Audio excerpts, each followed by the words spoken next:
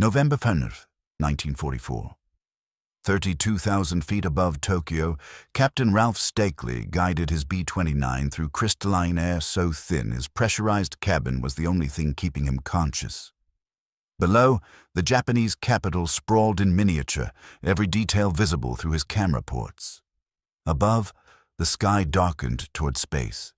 And behind, somewhere far below, Japanese fighters clawed desperately upward, their engines screaming, their pilots gasping in unpressurized cockpits, trying to reach him. They never came close. Stakely's aircraft, a photo reconnaissance variant designated F-13, bore the nickname Tokyo Rose, painted on her nose. For 90 minutes, she circled the heart of the Japanese Empire, her cameras clicking methodically, recording every factory, every military installation, every potential target. Not a single Japanese fighter reached her altitude. Not one anti-aircraft shell came near. The Americans had built a bomber that could fly higher than Japan could defend, and now it hung over Tokyo like a silver promise of destruction to come. In the operations room of the Imperial Japanese Army, General Staff Headquarters, the reports arrived in fragments. An unidentified aircraft. Extreme altitude. Multiple fighters scrambled. Unable to intercept. Still overhead. Still photographing. Still untouchable. Vice Chief of Staff General Kawabe Torashiro read the reports with a sinking certainty he'd been dreading since July. Since Saipan fell, since the Americans seized the Marianas and put Tokyo within range of their new bomber. He'd seen intelligence reports about the B-29. He knew its specifications on paper, but knowing and seeing were different things. The Americans had just demonstrated they could fly over Japan's capital in daylight with impunity, and there was nothing Japan could do about it. The altitude alone was damning, 32,000 feet. Japanese fighters could theoretically reach that height, but barely, and only in ideal conditions. The Kai-61 Tony fighters that scrambled that morning had service ceilings listed at 32,800 feet, but that was a laboratory number, achieved by test pilots in perfect aircraft. In combat conditions, with worn engines and exhausted pilots, performance degraded sharply above 30,000 feet.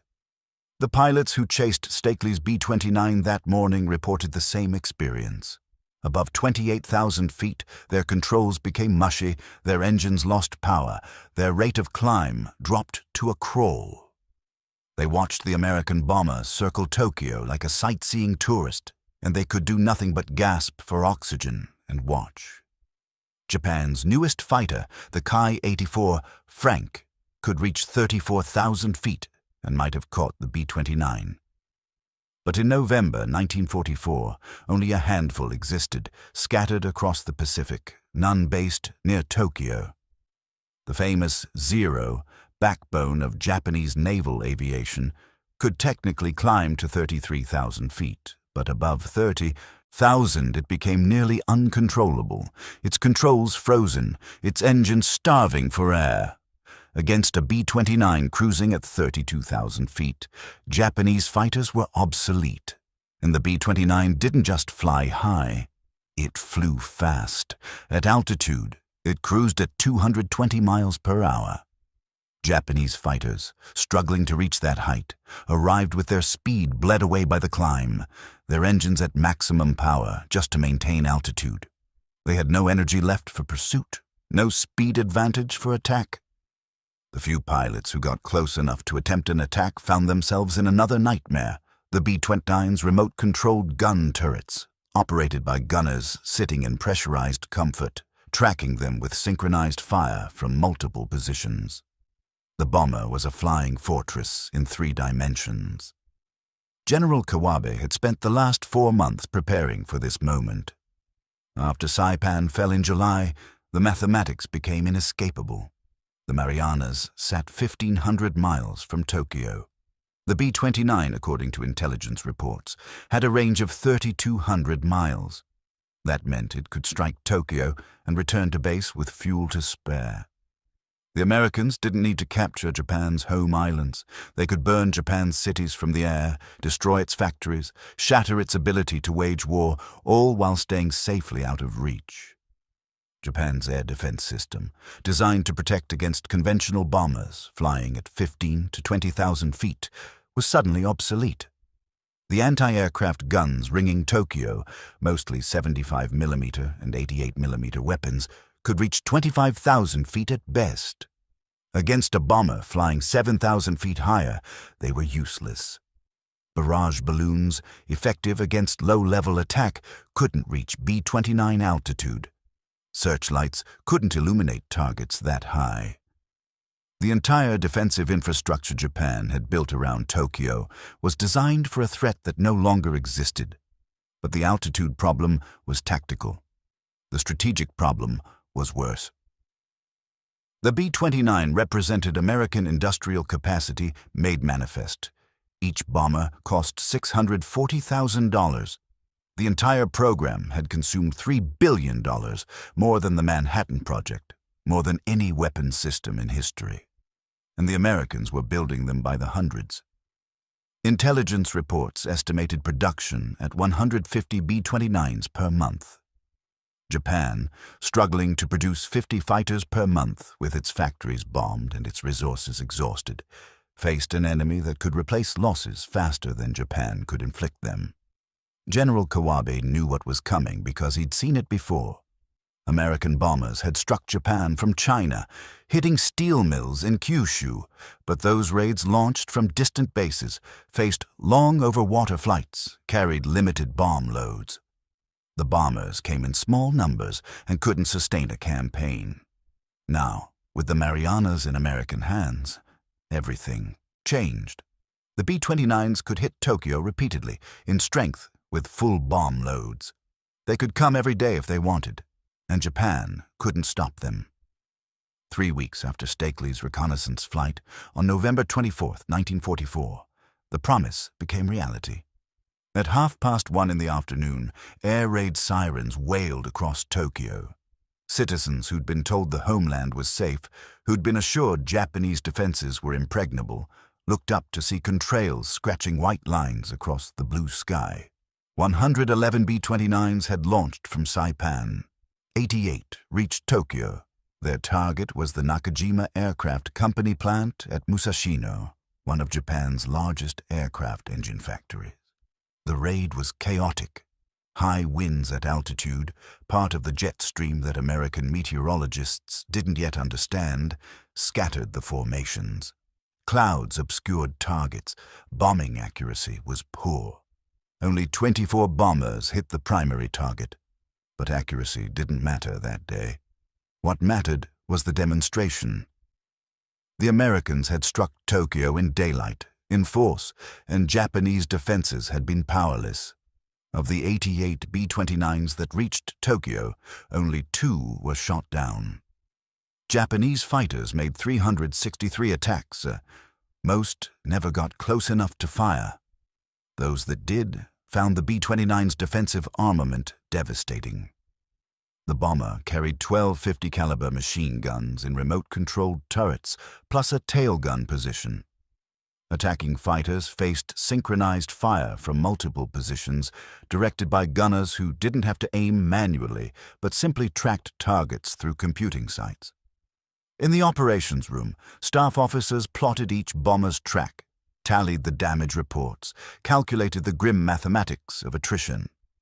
Japanese fighters had flown 200 sorties. They'd claimed 6 B-29s destroyed, though only 2 actually went down. Japanese losses: 7 fighters destroyed, 12 damaged, 9 pilots dead or wounded. The exchange rate was unsustainable. Japan couldn't afford to lose fighters and pilots at that rate. The Americans could afford to lose bombers. But the immediate casualties weren't what worried General Kawabe. It was the trend line. This was just the beginning. The Americans had 3 bomber groups in the Marianas now, the 73rd Bombardment Wing. That was roughly 150 B-29s operational at any time. More groups were forming. By spring, there would be 5 groups, perhaps 700 B-29s. By summer, perhaps 1,000. Each one could carry 20,000 pounds of bombs. The mathematics of destruction became astronomical, and Tokyo was built of wood. 70% of the city's buildings were wooden structures, packed tightly in neighborhoods where houses stood 3 feet apart. Fire had always been Tokyo's nightmare. The Great Kanto earthquake of 1923 had killed 140,000 people, most burned to death in firestorms. Everyone over 25 remembered that day, remembered the walls of flame, the superheated winds, the rivers clogged with corpses. Now the Americans had the ability to create that hell deliberately, repeatedly, until nothing remained. Japanese civil defense authorities had been preparing since summer. They'd begun evacuating school children to the countryside. They'd organized neighborhood fire brigades, trained citizens to fight incendiaries, created fire breaks by demolishing entire blocks of housing. They'd dispersed vital industries, moved factories underground, hidden production facilities. But these were desperate measures, buying time, not solutions. You couldn't hide a city of 7 million people. You couldn't evacuate them all. And you couldn't fight fires when hundreds of bombers dropped thousands of incendiaries simultaneously across dozens of neighborhoods. The strategic implications went beyond Tokyo.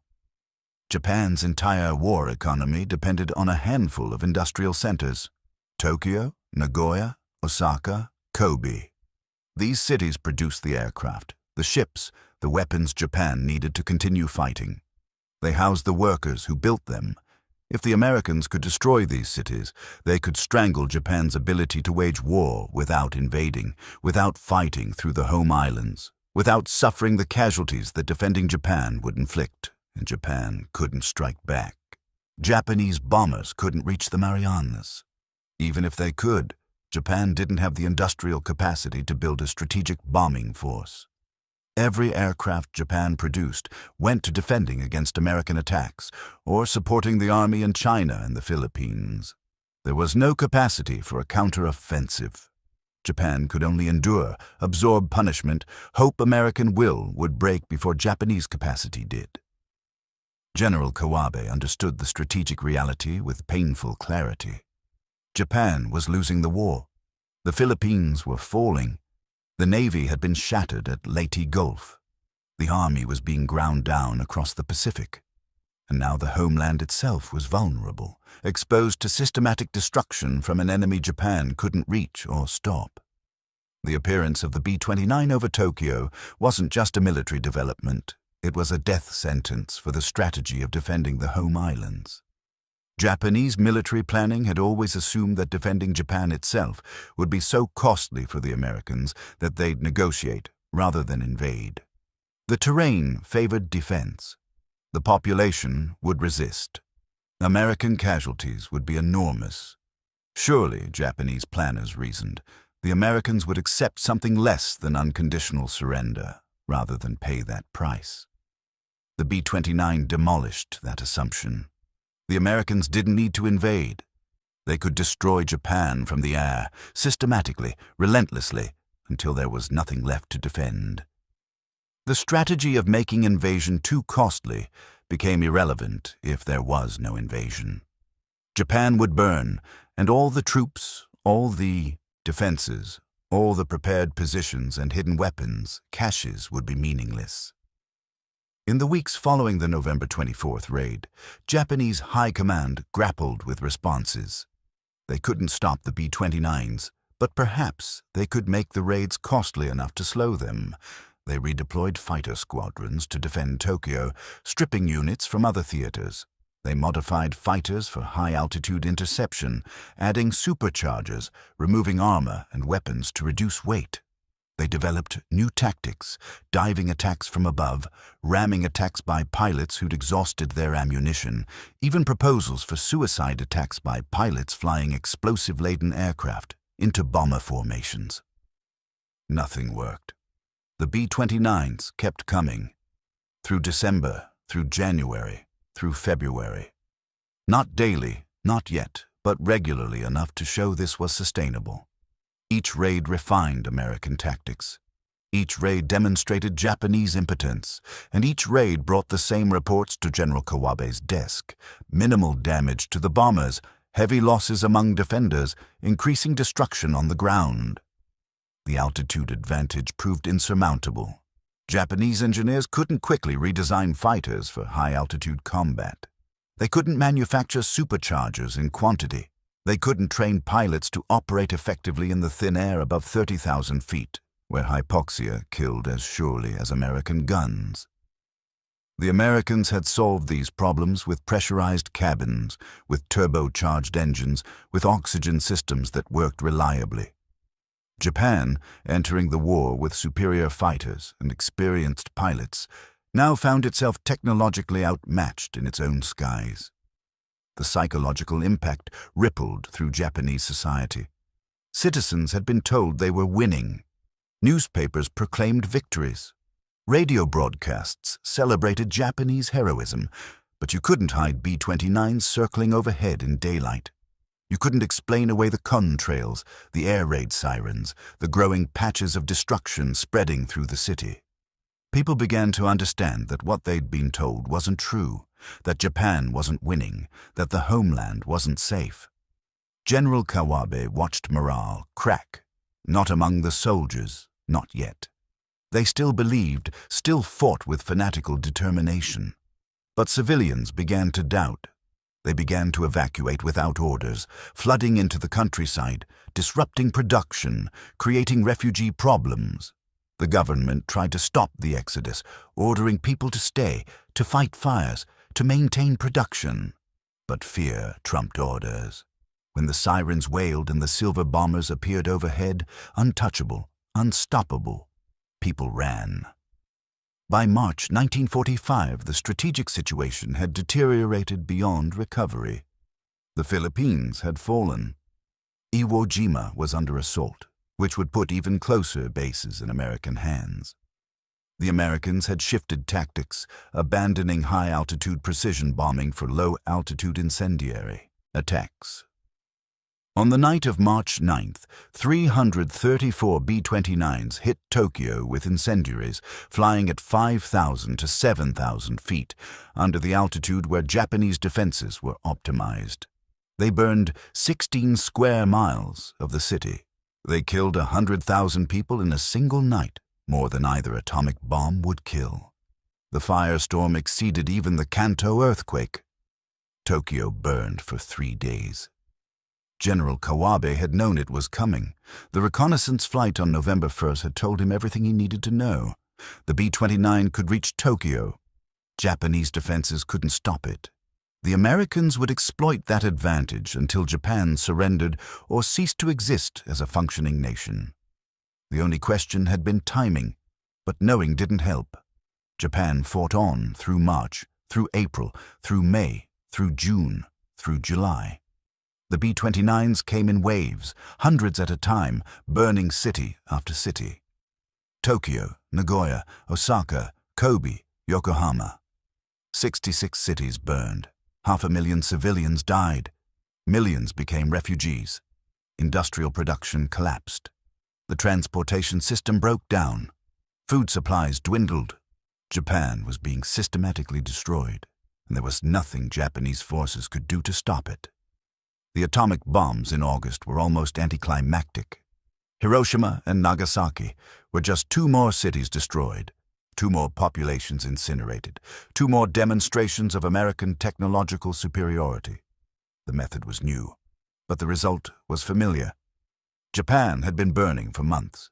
The atomic bombs simply made surrender politically possible, giving the emperor and the military leadership an excuse to end a war they'd already lost. But it had ended on November 1st, 1944, when Captain Stakely flew his B-29 over Tokyo and Japanese fighters couldn't reach him. That was the moment Japanese High Command knew the war was lost, even if they couldn't admit it publicly, even if they kept fighting for 9 more months. The silver bomber circling overhead, untouchable, photographing the capital with impunity, was the future made visible. And the future was Japan's destruction from the air, systematic and unstoppable, until nothing remained but surrender. General Kawabe would later tell American interrogators that he'd known from that first sighting that Japan couldn't win.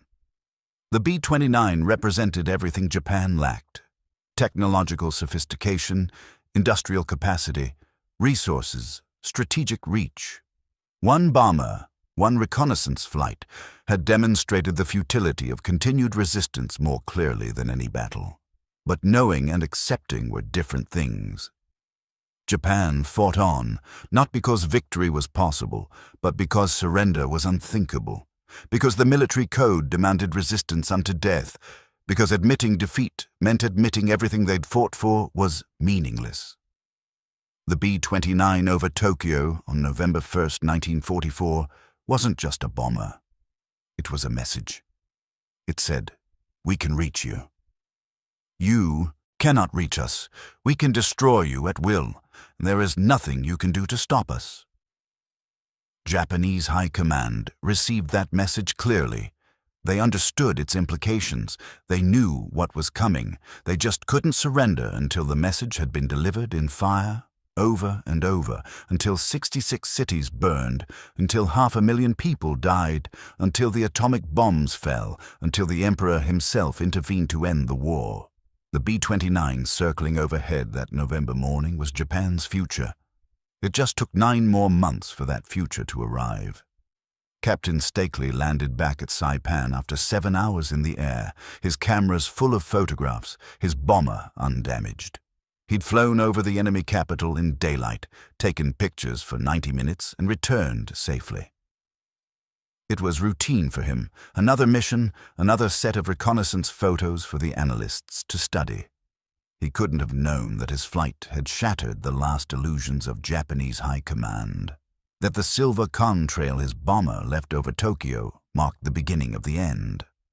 But in the operations room in Tokyo, General Kawabe knew. The reports on his desk told the story in stark numbers: altitude unreachable, speed uncatchable, defenses ineffective. The Americans had built a bomber that could destroy Japan, and Japan had no counter. The war would continue, battles would be fought, soldiers would die, cities would burn. But the outcome was already determined. It had been determined the moment that first B-29 appeared over Tokyo, impossibly high, impossibly fast, impossibly untouchable. The Japanese word for it was shogunai. It cannot be helped. There is nothing to be done. General Kawabe, reading the reports from November 1st, understanding what they meant, must have thought that word. The B-29 was shogunai. Its appearance over Tokyo was shogunai. The destruction that would follow was shogunai. Japan would fight on because honor demanded it, because surrender was unthinkable, because the alternative was admitting defeat. But from November 1st, 1944 onward, Japanese high command knew the truth. They'd seen the future flying overhead at 32,000 feet, and the future was fire.